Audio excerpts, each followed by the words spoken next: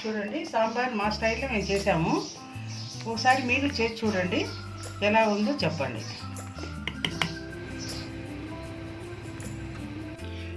చూడండి, మునక్కాయ సాంబార్కి కావాల్సిన పదార్థాలు: కప్పు నిండా కందిపప్పు, 2 మునక్కాయలు, ఒక టమాటా, ఒక ఉల్లిపాయ, మీడియం సైజు చింతపండు, నిమ్మకాయ సైజు చింతపండు, ఇంగువ, కొత్తిమీర. చింతపండు అండి, ఇది నీళ్ళలో నానబెట్టాలి. Hi friends, welcome to Nellore kitchen. వీడియోలోకి వెళ్ళబోయే ముందు ఒక చిన్న రిక్వెస్ట్ ఫ్రెండ్స్, ఏంటంటే మీరు మా ఛానల్కి కొత్త వ్యూవర్స్ అయినట్లయితే వెంటనే సబ్స్క్రైబ్ చేసుకోండి, అలాగే పక్కన గంట సింబల్ కూడా యాక్టివేట్ చేసుకోండి. అప్పుడే మేము పెట్టే ప్రతి వీడియో అనేది మీరు నోటిఫికేషన్ రూపంలో చూడొచ్చు. ఏది కూడా మిస్ కాకుండా మా ఛానల్ నుంచి వచ్చే ప్రతి వీడియో కూడా చూడొచ్చు. సో మర్చిపోకుండా సబ్స్క్రైబ్ చేసుకోండి, పక్కన గంట సింబల్ కూడా మర్చిపోకుండా యాక్టివేట్ చేసుకోండి. ఇప్పుడు మనం వీడియోలోకి వెళ్ళిపోదాం, పూర్తిగా చూద్దాం వీడియో. పసుపు అండి, ఒక కప్పు పసుపు, ఒక చిన్న స్పూను,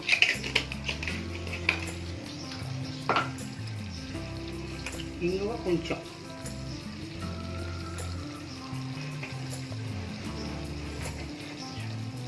తగినంత నీళ్ళు. పప్పు ఉడకాలి కదా, కుక్కర్లో పెడుతున్నాను.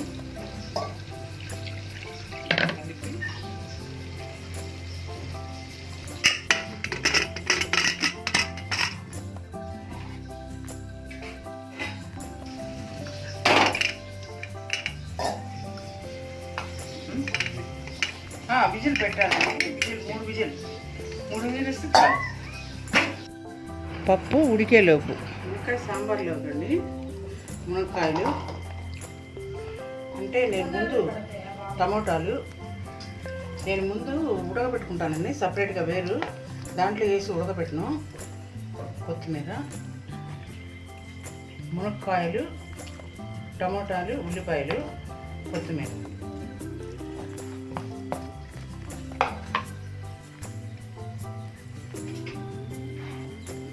స్పూన్ తర్వాత వేస్తానండి ఉప్పు. ఇప్పుడు దీంట్లోకి 1 స్పూన్ వేస్తున్నాను.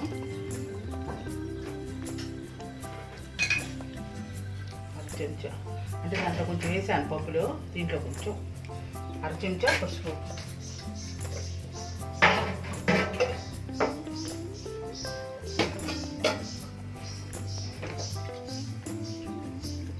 స్పూన్ కారం అండి, 1 స్పూన్, 2 స్పూన్లు కారం,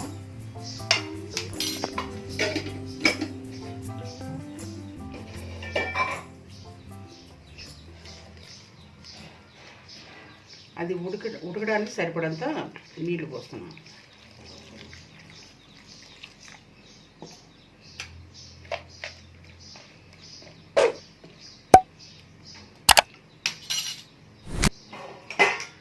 స్టవ్ ఆన్ చేస్తున్నానండి.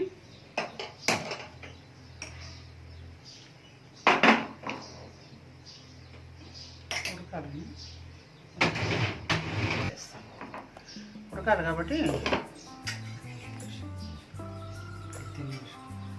ఒక 10 నిమిషాలండి. మునక్కాయలు ఉడకాలి కదా, ఒక 10 నిమిషాలు ఉడికితే సరిపోతుంది.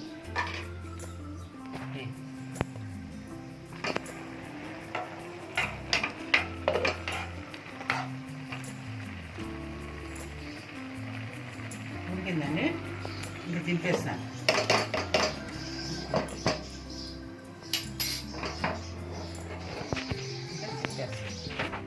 దింపేసి కుక్కర్ ఆఫ్ చేసి పెట్టుకున్నాను. పప్పు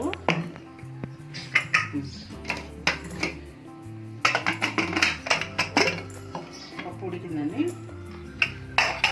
పప్పు గుత్తితో కొంచెం ఉప్పు అంటే మునక్కాయలో వేసాను ఉప్పు 1 స్పూను, దీంట్లో 1 స్పూన్ వేస్తాను. ఈ పప్పు గుత్తి అండి, దీంట్లో వేస్తే మెత్తగా వచ్చేస్తుంది పప్పు.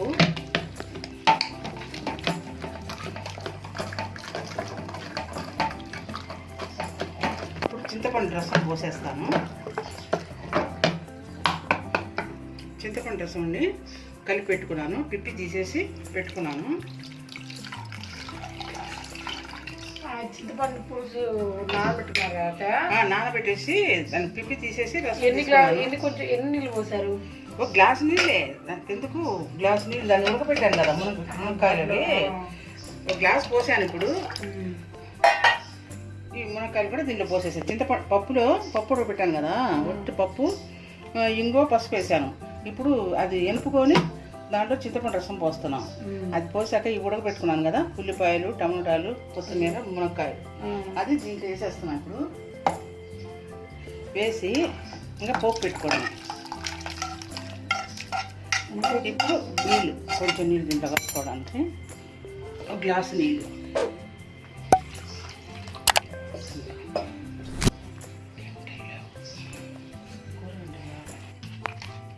అన్నీ బాగా కలపాలని. సాంబారు, మునక్కాయ సాంబారు. మా ఇంట్లో మునక్కాయ సాంబార్ అంటే అందరికీ చాలా ఇష్టం. అందుకే మేము మునక్కాయ సాంబార్ ఎక్కువ చేస్తుంటాం. మునక్కాయ సాంబార్ అంటే అందరికీ ఇష్టమే. ఇష్టం లేని వాళ్ళు ఎవరు ఉండరు. కాకపోతే అంటే మన ఇంట్లో ఎక్కువ చేసుకుంటాం కదా, అది బాగా ఇష్టం అని.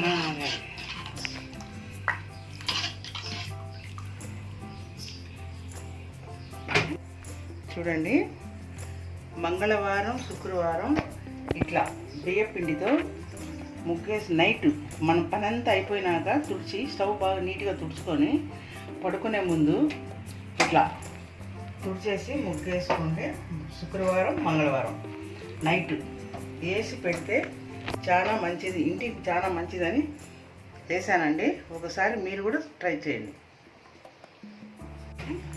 పోపు గింజలు ఆయిల్ వేస్తున్నానండి, తగినంత సాంబార్ తగినంత కొంచెం ఒక స్పూన్లు.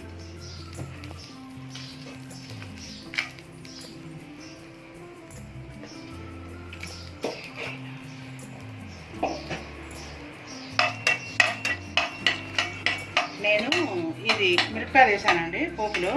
ఇది ఒడియం అనండి, మేము తయారు చేసాం. ఇది ఆవాలు, మెంతులు, జీలకర్ర, పచ్చెనపప్పు, మినపప్పు, ఇవన్నీ చిన్న ఉల్లిపాయలు, పెద్ద ఉల్లిపాయలు అన్నీ కలిపి పొడిని తయారు చేసామండి. ఇది సాంబార్లో, పులుసులో ఇదే వేస్తానండి. చాలా బాగుంటుంది. ఈసారి చేసినప్పుడు చూపిస్తానమ్మా. ఈ పొడి వేస్తే సాంబారు, పులుసులోకి చాలా బాగుంటుంది. ఇది అన్నీ వేసి చేసాము.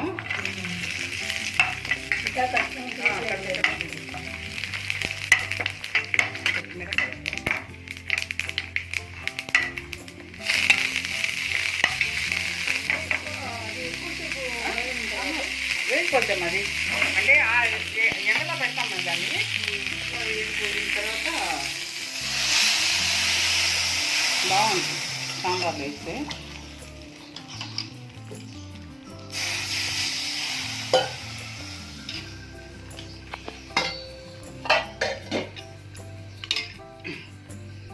స్టవ్ మీద మనం పోపు నిజంగా వేసుకున్నట్టే కనబడుతుంది. అది ఒడియం అంటే ఒడియం అన్నీ ఉంటాయి కదా, ఉల్లిపాయలు, చిన్న ఉల్లిపాయ, పెద్ద ఉల్లిపాయలు ఉంటాయి, జీలకర్ర, మిరియాలు, మెంతులు, పచ్చెనపప్పు, మినపప్పు అన్నీ ఉంటాయి. స్మెల్ కూడా బాగా వస్తాం. అది టేస్ట్ కానీ చేసి ఎండలో పెడతాం. అది చిన్న ఉల్లిపాయలు, పెద్ద ఉల్లిపాయలు 3 రోజులు నానాలి. అది మిక్సీలో వేసి నానబెట్టి తర్వాత ఇవన్నీ కలిపి ఆముదంతో ఉండలు పెట్టి ఎండలో పెట్టాలి. చాలా పని ఉంది దానికి. ఎండలో పెట్టి తర్వాత కలుపుకుంటూ దాన్ని చిన్న చిన్న ముద్దలు చేసుకోవాలి, లడ్డు ముద్దలు ఉన్నట్టు చేసి ఎండలో పెడితే తయారైపోతుంది. పెడతానని నిండా పొంగొచ్చేంత వరకే, ఉడకకూడదు. మళ్ళీ ఉడికితే టేస్ట్ మారిపోద్ది. కొంచెం ఉడక అట్లా పెడతాను. అంటే మనం తిరగడానికి మూత వేయలేదు, కుక్కర్ మూత ఉడకట్లా వేసాను. ఇప్పుడు దింపేస్తామండి సాంబారు. దింపేస్తాం, ఆఫ్ చేసి సాంబార్ అని అయిపోయింది. సాంబార్ పొడి కూడా నేను వేయలేదు, ఎందుకంటే ఉడియం వేసాను కదండి. ఆ ఉడియం మంచి వాసన వస్తుంది, మంచి వాసన బాగుంటుంది సాంబారు. అందుకని నేను సాంబార్ పొడి కూడా వేయలేదు. ఉడియం చాలండి. చూడండి, సాంబార్ మా స్టైల్లో మేము చేసాము. ఒకసారి మీరు చేసి చూడండి, ఎలా ఉందో చెప్పండి.